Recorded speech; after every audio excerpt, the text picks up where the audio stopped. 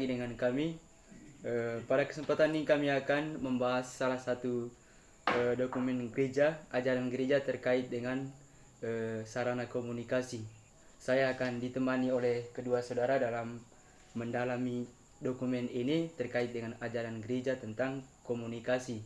Perlu kami juga memperkenalkan diri. Saya Ambrosius WK, mahasiswa tingkat 4 Sekolah Tinggi Filsafat Teologi Fajar Timur. Kepada kedua saudara saya persilakan untuk memperkenalkan diri masing-masing. Saya saudara Alfenus Papak. Saya sendiri saudara Baltasar Ber. Kita langsung pada intinya saja terkait dengan tanggapan gereja terhadap alat-alat komunikasi. Bahwasannya gereja juga punya perhatian khusus terkait dengan perkembangan zaman, terutama dalam konteks penggunaan sarana-sarana komunikasi. Nanti bahan-bahan ini akan didalami oleh kedua saudara saya.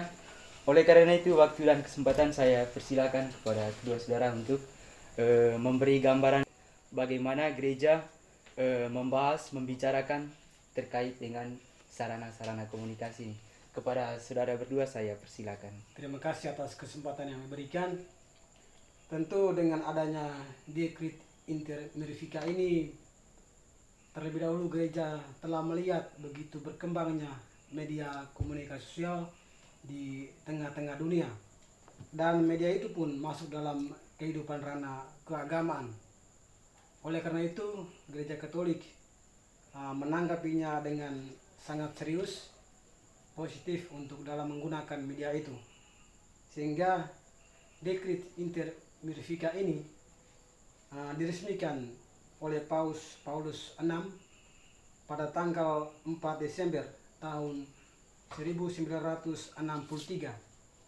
Nah, tujuan dari dekret ini adalah bahwa bagaimana gereja mau menggunakan media komunikasi sosial itu dengan tujuan untuk karya pewartaan Injil. Nah, artinya bagaimana media itu digunakan umat Allah, terlebih khusus bagi umat Katolik, menggunakan media komunikasi itu sebagai suatu misi untuk melanjutkan karya misi keselamatan dari Yesus Kristus itu sendiri.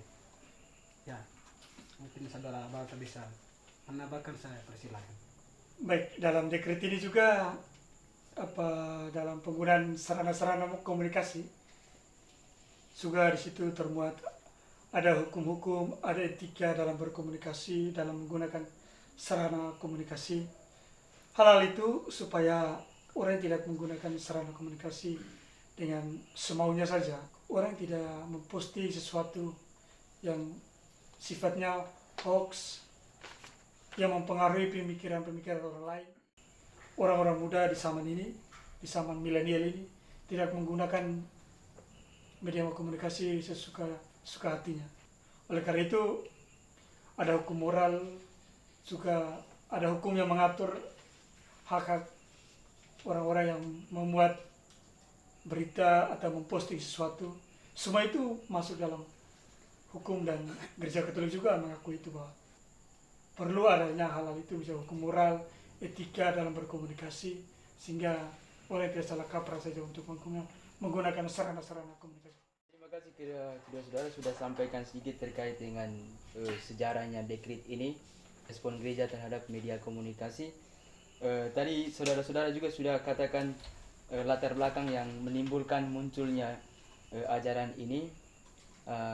Mungkin saya perlu bertanya lagi, kira-kira apa kewajiban-kewajiban yang dituntut oleh gereja, terutama bagi para pengguna alat-alat komunikasi ini, supaya ini juga menjadi pemahaman umum untuk umat manusia, khususnya umat Kristiani. Dipersilakan. Baik, dalam dekret inter mirifica itu ada beberapa artikel di dalamnya.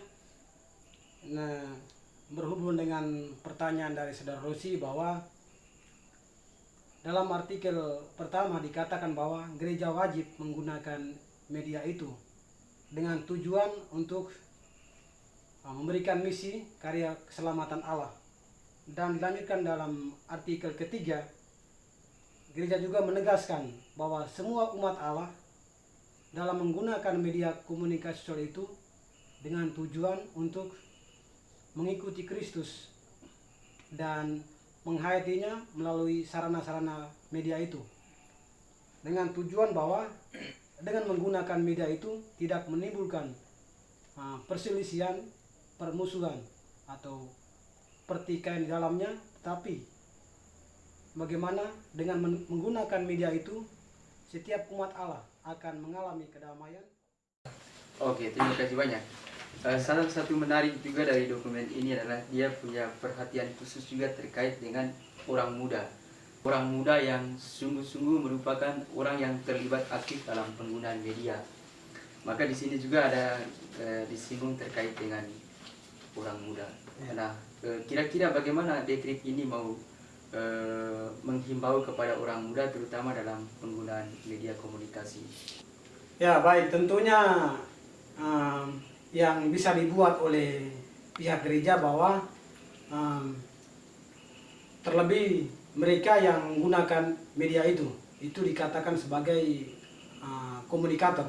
Artinya bagaimana adanya pribadi dalam menggunakan media itu untuk memberikan pesan, berita kepada orang lain. Nah, yang dibuat oleh gereja bahwa tentunya gereja akan memberikan suatu pelatihan khusus terhadap para komunikator atau para pengguna media itu agar media itu dapat digunakan seperti tadi sudah katakan bahwa untuk kepentingan yang menyelamatkan umat Allah. Artinya dengan menggunakan itu setiap komunikator yang sudah diberi pelatihan, diberi pengajaran, dibina oleh pihak-pihak gereja yang berperan aktif dalam menggunakan media itu, sehingga dengan komunikator itu memberi perhatian khusus, memberikan kesempatan kepada siapa saja umat Allah yang mungkin belum paham, belum mengetahui secara baik dalam menggunakan media itu. Sehingga dari komunikator yang sudah dilatih, dibina secara baik, itulah mereka lah yang nanti berperan aktif untuk sebagai generasi selanjutnya untuk memberikan pelatihan, pemahaman kepada setiap orang yang menggunakan media komunikasi sosial itu. Oke pemirsa, terima kasih banyak. Kami sudah mencapai puncak diskusi kami terkait dengan media komunikasi yang sudah menjadi perhatian khusus juga dari gereja, terutama melalui dokumen Konsili Vatikan kedua Inter Mirifica. Jadi pada intinya adalah gereja menerima alat komunikasi itu sebagai sarana juga yang penting dalam mewartakan kabar sukacita, kabar keselamatan yang datang dari Yesus Kristus sendiri. Maka media juga adalah suatu hal yang bagus dan baik, juga berguna untuk kepentingan pewartaan.